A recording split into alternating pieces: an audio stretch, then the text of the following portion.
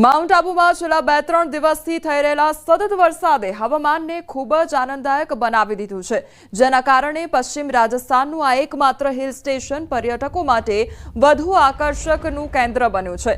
નકી લેક પર પર્યટકો નૌકા વિહાર અને ફુવારાનો આનંદ માણી રહ્યા છે, ત્યારે બીજી તરફ કુદરતી ઝરણા પણ વહેવા લાગ્યા છે, જે પર્યટકોને ખૂબ લુભાવી રહ્યા છે। તો સનસેટ પોઈન્ટ અને માઉન્ટ આબુની ખીણોમાં રસ્તાઓ પર છવાયેલા વાદળો અને દિવસે પણ લાઇટ ચાલુ રહેવાની સ્થિતિ પર્યટકો માટે અનોખો નજારો રજૂ કરી રહી છે।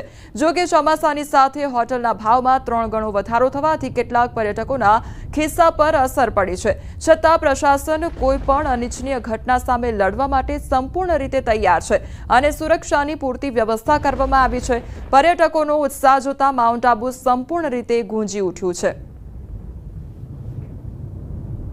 हरियाणा में जैसा टेम्परेचर है उसकी वजह से घर से बाहर निकलना हमारे लिए बहुत मुश्किल है और यहाँ आने के बाद ऐसे लगता है जैसे हमारी हिमाचल की वादियों में हम पहुँच गए हैं। बड़ी शानदार हमारा एक्सपीरियंस रहा है। मॉल रोड पे घूम रहे हैं, यहाँ पे इतना अच्छा फोगी मौसम है, अच्छी खाने की चीज़ें हैं, चाय है, तो काफ़ी अच्छा लग रहा है। हम आगे भी आना चाहेंगे।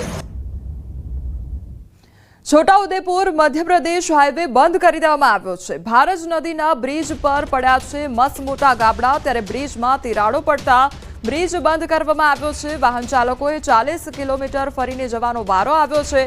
તો 2 વર્ષ પહેલા આ જ બ્રિજના ટુકડા થયા હતા અને આ બ્રિજ અત્યારે બંધ કરી દેવામાં આવ્યો છે। તો બ્રિજમાં તિરાડો પડવાને કારણે બ્રિજ બંધ કરવામાં આવ્યો છે। તો વાહન ચાલકોએ હવે 40 કિલોમીટર જેટલો ફરીને જવાનો વારો આવ્યો છે। તો 2 વર્ષ પહેલા આ જ બ્રિજના 2 ટુકડા થયા હતા અને ત્યારબાદ અત્યારે વાત કરવામાં આવે તો અત્યારે પણ આ જ બ્રિજ પર તિરાડો પડી ગઈ છે અને તેના કારણે આ જે બ્રિજ છે તે બંધ કરી દેવામાં આવ્યો છે। છોટાઉદેપુર મધ્યપ્રદેશ હાઈવે પરનો જે બ્રિજ છે તે બંધ કરવામાં આવ્યો છે। ભારજ નદીના બ્રિજ પર મસ્ત મોટા ગાબડા પડી ગયા છે। એક તરફ ગાબડા પડ્યા તો બીજી તરફ તિરાડો જોવા મળી છે, તેના કારણે આ જે ભારજ નદીનો બ્રિજ છે તે અત્યારે બંધ કરવામાં આવ્યો છે। તો બ્રિજમાં તિરાડો પડતા બ્રિજ બંધ કરાયો અને વાહન ચાલકોએ હવે 40 કિલોમીટર ફરીને જવાનો વારો આવ્યો છે। સાબરકાંઠામાં ધોધમાર વરસાદ બાદ જળાશયોમાં આવક થઈ છે અને જિલ્લાની ઘણી નદીઓ 2 કાંઠે વહેતી થઈ છે। ઉપરવાસમાં વરસાદ બાદ જળાશયોમાં સારી આવક થઈ। ગુહાઈ જળાશયમાં 1675 ક્યુસેક પાણીની આવક થઈ છે, તો હાથમતી જળાશયમાં 1000 ક્યુસેક આવક થઈ। ખેડવા જળાશયમાં 650 ક્યુસેક પાણીની આવક થઈ છે, તો હરણાવ જળાશયમાં 250 ક્યુસેક પાણીની આવક થઈ છે, તો વરડી જળાશયમાં 60 ક્યુસેક આવક નોંધાઈ છે।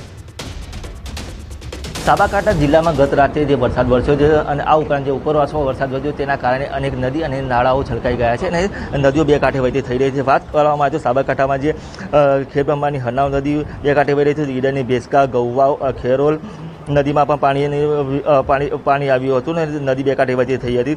તો આ ઉપરાંત વાત કરીએ તો ગોહાઈ જળાશય છે, તો ગોહાઈ જળાશયમાં 1675 ક્યુસેકની પાણીની આવક થઈ છે, તો હાથમતી જળાશયમાં 1100 ક્યુસેક પાણીની આવક થઈ છે। તો હરનાવ જળાશયમાં 2500 ક્યુસેક અને સહિત વૈડી જળાશયમાં 60 ક્યુસેક અને ખેડવા જળાશયમાં 650 ક્યુસેક પાણીની આવક થઈ છે। એટલે કે કહી શકાય કે જે પ્રથમ વરસાદમાં જ જે નદી છે 2 કાંઠે વહેતી થઈ હતી, જેના કારણે જળાશયમાં પણ પાણીની આવક થઈ છે, તેના કારણે ખેડૂતોને સિંચાઈ માટે પણ ફાયદો થશે। તો આ ઉપરાંત જે ખેતી છે ખેતી થઈ જઈ શકશે અને જે પીવાના પાણીની પણ ઉણપ ન સર્જાય તે પ્રકારનું અત્યારે હાલ તો પાણીની આવક થઈ રહી છે। ઈશાન પરમાર, ન્યૂઝ 18 ગુજરાતી, સાબરકાંઠા।